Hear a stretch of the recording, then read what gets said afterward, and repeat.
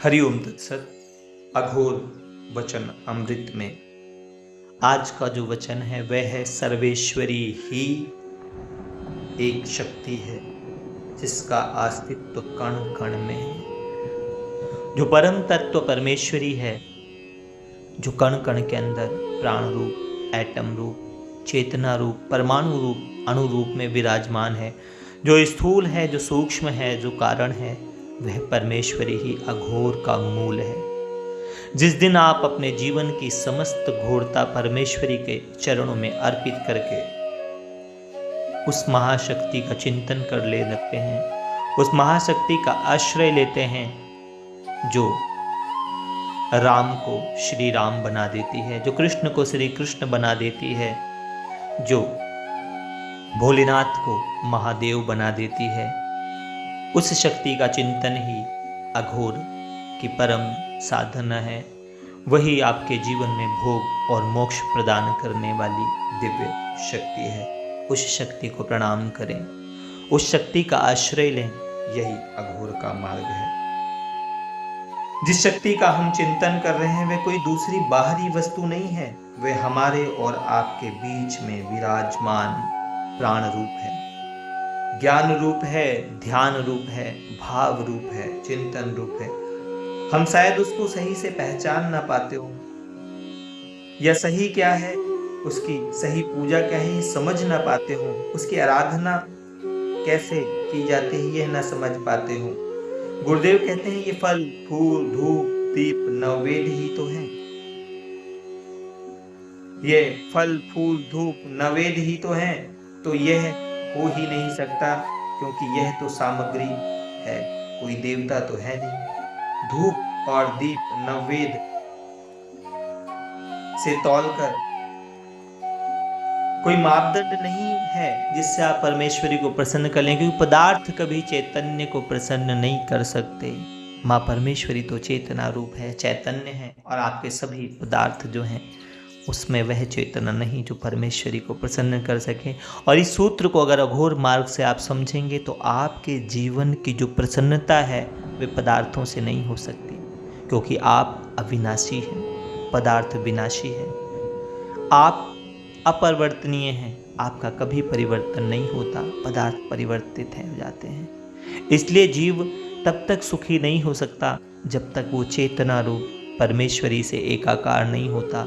अघोर वचन कहते हैं जिस दिन तुम उस अनित्य से एकाकार हो जाते हो, जिस दिन तुम भेद समझ जाते हो नित्य और अनित्य का, कि परमेश्वरी नित्य है, चेतना नित्य है, पदार्थ अनित्य है, आपको उस परम से जुड़ना ही अघोर की साधना है।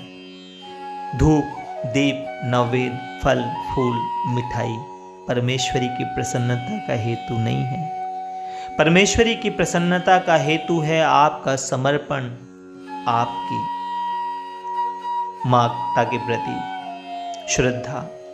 यह परमेश्वरी को प्रसन्न करते हैं। आपका जीवन में शक्ति को पाने की आकांक्षा, आपको शक्तिमान हो जाने की जो प्यास है वह परमेश्वरी को प्रसन्न करती है। और फिर भी अगर आप साकार रूप में साधना के किसी चरण को छूना चाहते हैं तो परमेश्वरी स्त्री रूप है, परमेश्वरी माँ रूप है, परमेश्वरी भार्या रूप है। हर रूप में स्त्री का सम्मान करना ही अघोर तंत्र में माँ परमेश्वरी की सेवा मानी गई है, पूजा मानी गई है।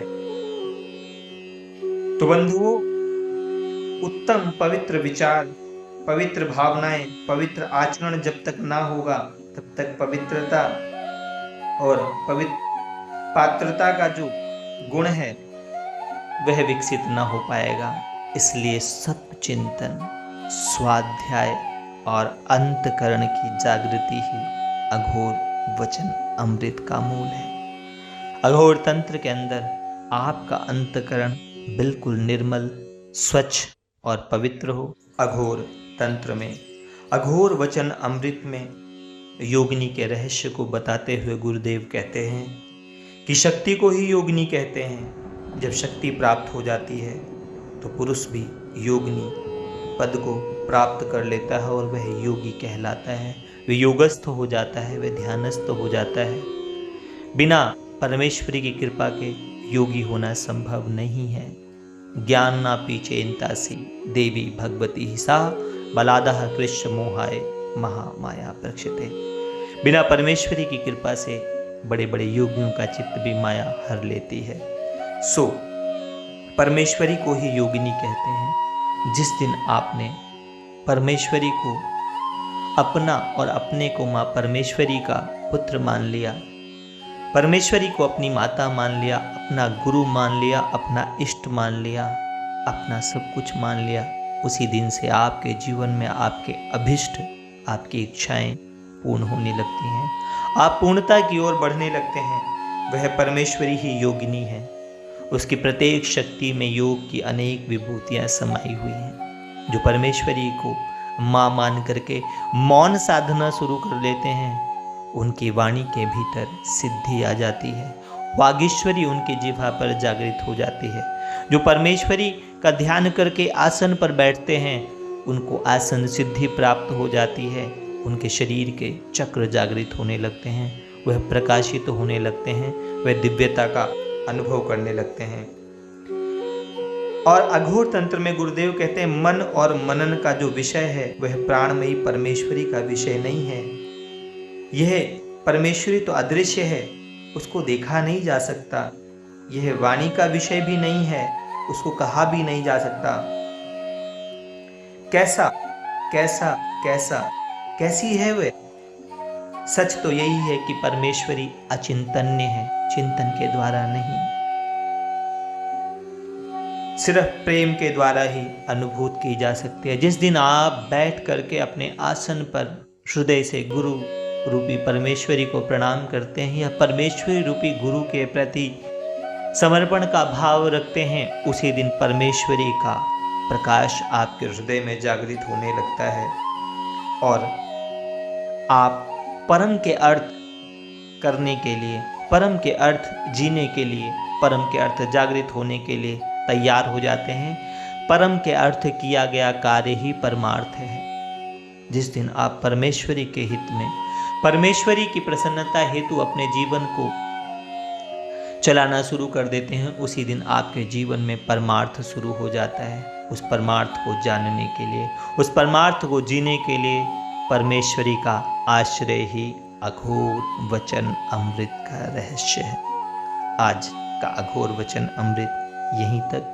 हरिओम तत्सत।